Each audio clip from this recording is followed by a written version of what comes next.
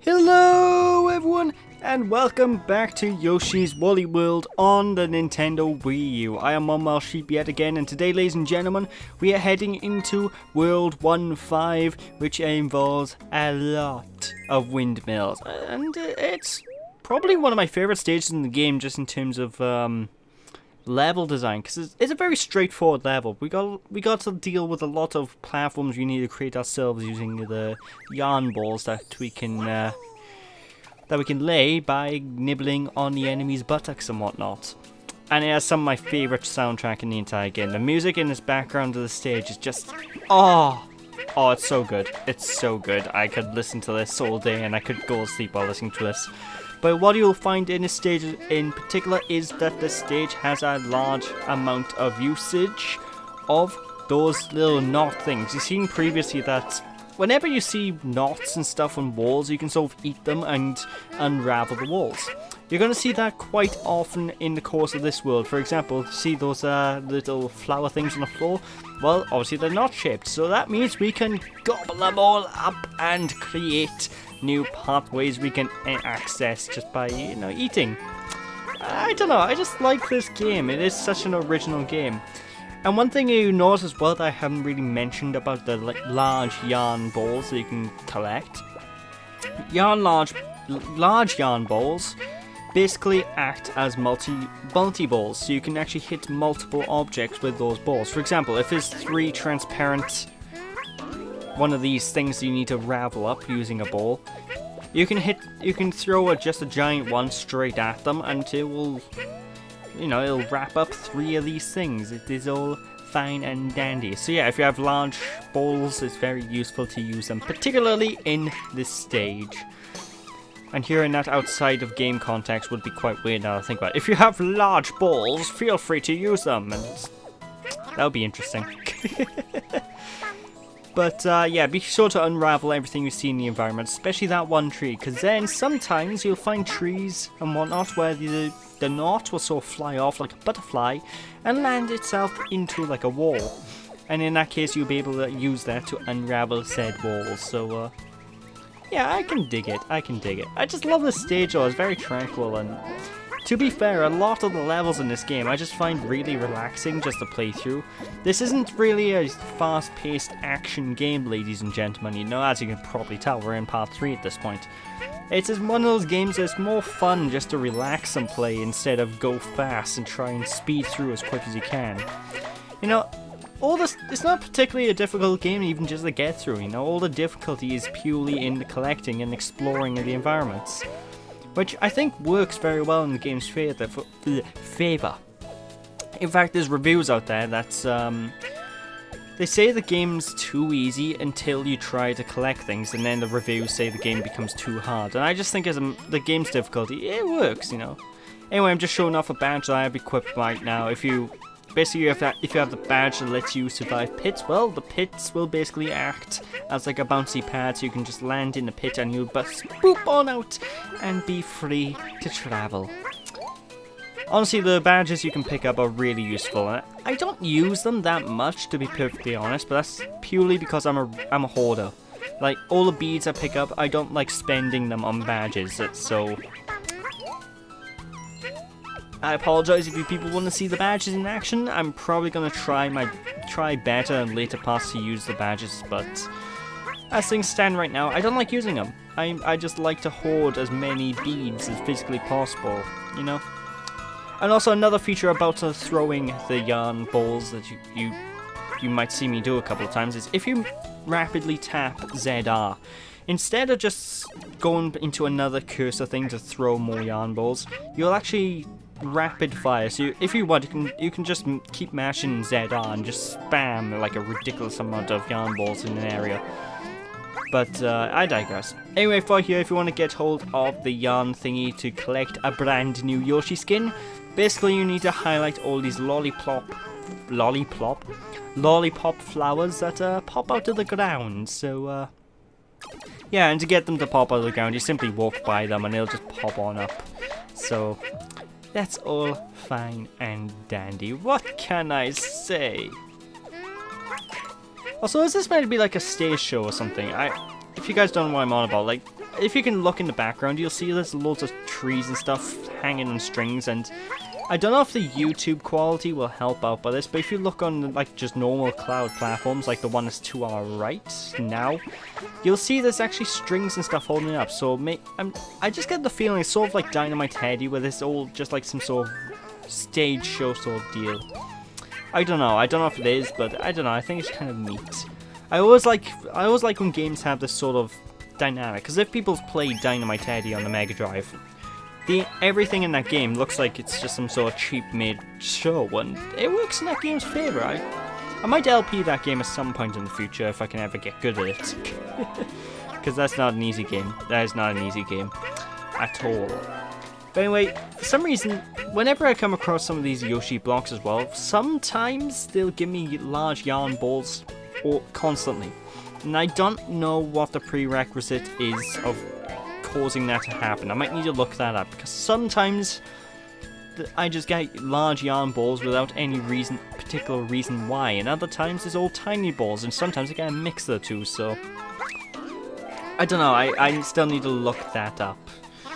So yeah, there's that. And every night, words are failing me. Whenever you're filling in these windmills as well, you're going to want to fill in every one of these platforms, because sometimes enemies and whatnot can spawn on each of these platforms, which can give you extra ammunition, and sometimes you will also get a reward for killing all the enemies in a platform.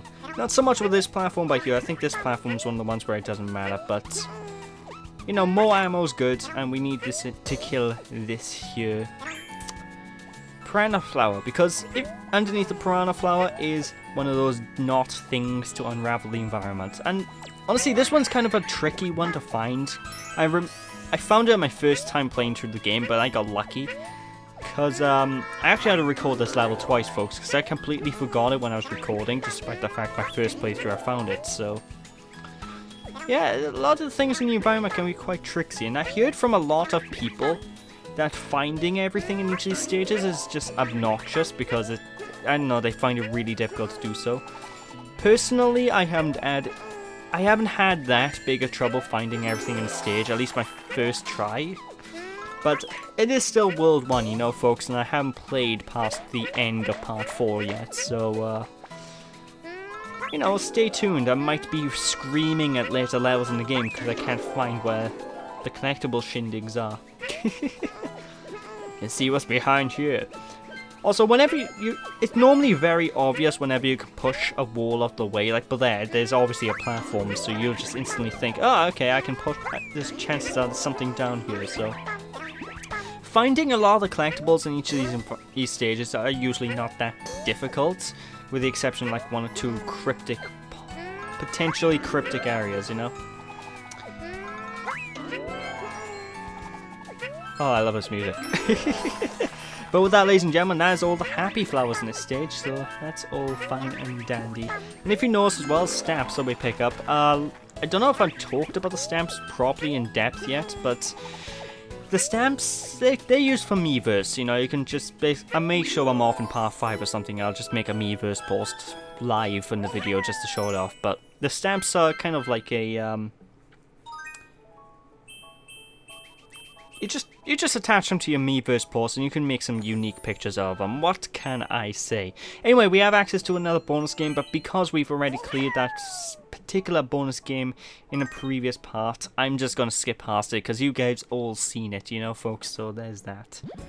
See, it looks like there wasn't even a bonus game. It looks like there was nothing, but no, that's just my professional editing skills all right away. And, Moo Moo Yoshi. Oh, the stage certainly moved me in some ways, so I'm kind of... No one? No one? Well, move over, Red Yoshi. It's time for Moo Moo to take over. And this next particular stage... Shy but deadly. Now, what we gotta deal with in this stage are a lot of bombs, explosives, and other such shindigs among them. So, yeah, it's gonna be fun times when it actually loads. But yeah, Shy Guys, one thing I wouldn't talk about with Shy Guys. If you guys don't know, oh my god, this Yoshi looks adorable. in this particular stage, the Shy Guys throw bombs at you, and you can actually pick up these bombs just by, well, using your tongue, picking them up as you usually do. And it's got a lot of puzzles in this stage involving basically picking up these bombs and using them on wooden planks in the environment. Using them on said wooden planks will open up new pathways and new items that you can collect, you know, ladies and gentlemen. And whenever you collect stamps throughout the course of the game, if you return to a stage, because stamps are basically random beads that give you the stamps, the beads that actually give you the stamps that you've already collected will actually have a little stamp icon on them, so it's kind of interesting. And whenever you pick up a bomb, you can actually throw it at enemies, and you can throw it up just by holding the up button whenever you're about to spit it back out. And you spit it out the same way that you spit out enemies, you just push the button again. Now you cannot turn the bomb into like a yarn thing, so you can't store a bomb for later use. At least I don't think so. I don't know if I really tried. So you're gonna want to try and maneuver around and not really focus too much on. You need to focus on trying to keep hold of the bombs as much as possible, basically. Oh, what a lovely present! There's something I can imagine the Joker from like Batman, just putting that bomb in that present, like, here you go, bats! Here's a gift! I hear it's da bomb! That was my my Joker voice, if you guys can't tell. I'm not particularly good at doing Joker's voices. I'm not too bad at doing the Dark Knight version of the Joker, you know, Heath Ledger, because that one's a bit more easier to do a voice of, because it's just basically me making my voice sound a little bit more grady, so let's put a smile on that face. Why are you so serious? But I digress. Anyway, now we have access to a brand new power-up area, and I'm gonna jump around by here just to make sure that I haven't missing anything. And what power-up will we getting this time, ladies and gentlemen, you might be wondering? Well, we are now Mega Yoshi! Die, foul Shy Guys! You don't understand the might of the Mega Yoshi! Bow before my power! Yeah, whenever you're a giant Yoshi, if you push the B button, you can do a tail whip attack that will hurt people, and you can also jump and push down in order to activate a ground pound. And of course, you can do the usual jump shindig, which is very useful to just collect certain thingies. And every enemy you blow up or kill in your mega form will give you beads. So, yeah, just get to tail whipping people. Tail whip doesn't work like it does in Pokemon, where I always found it strange. In Pokemon, tail whip is a move that lowers defense. I never understood that, because you think hitting someone with a tail would just be painful. It wouldn't lower how much they can defend. If anything, it'll raise the defense, because people will be like, nee, and they'll put their hands in front of their face. Hands in front of their face. I don't know, maybe I'm looking too deep into these things. But there we go, there's the fourth yarn thingy what's it in this stage. So I can dig it, Also, I don't know if I mentioned the animations yet on Yarn Yoshis. I love the animations the Yoshis make, because as you can tell, whenever you run at full speed, you get to the whirly whirl feat that's... I don't know, your feet actually turn into literal wheels, and I just think it looks really damn cool. And it's especially cool whenever you're using the Sonic Yoshi, which you can get through the amiibo, because, well, for those of you who played the old Sonic games, Sonic used to have like a swirly feet animation. And maybe some of the newer games, because they started to add that back in from what I could tell. But I don't know, I digress. I don't know, it just looks cool. I love the animations. Like whenever you're doing the hover thing as Yoshi, whenever you're holding down the A button or pushing the A button a second time, which I haven't actually mentioned you can do yet. Basically, you can hover in the air by holding down the A button or tapping the A button a second time, and it gives you a bit more maneuverability in the air. And basically what happens if you look closely at Yoshi's feet, he turns into propellers. I don't know, it's adorable. I love this sort of thing, this game. Oh. It really pulls on the heartstrings, you know? But I digress. Anyway, whenever you see an opportunity to move right, that's usually what I recommend doing, because right usually in these type of games is like the way to get secrets and whatnot, because for the most part during the course of this game you're going to be moving left. Wait, I said it backwards. You're going to be moving right to get to most of the things in the game, and move left to secrets. Okay, there we go, my bad.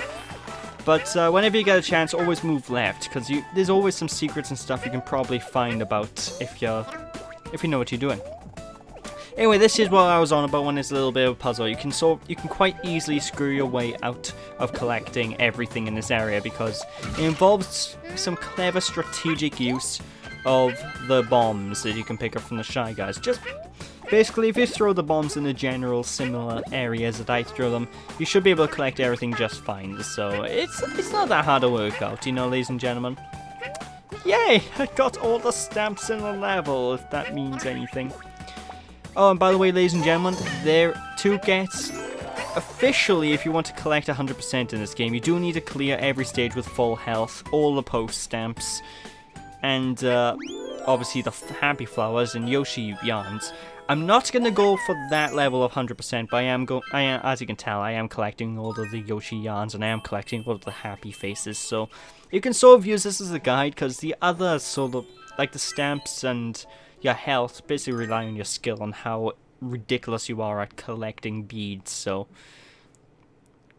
yeah, you know, if you guys are using this as a walkthrough, feel free. But anyway, with that, ladies and gentlemen, that's it for this part, so thank you all for watching. Hope you all enjoyed. Don't be sheepish, people. When we return next time, we'll be finishing off the first world once and for all. So yeah, thanks for watching. Hope you all enjoyed, and I'll catch you all next time. Bye!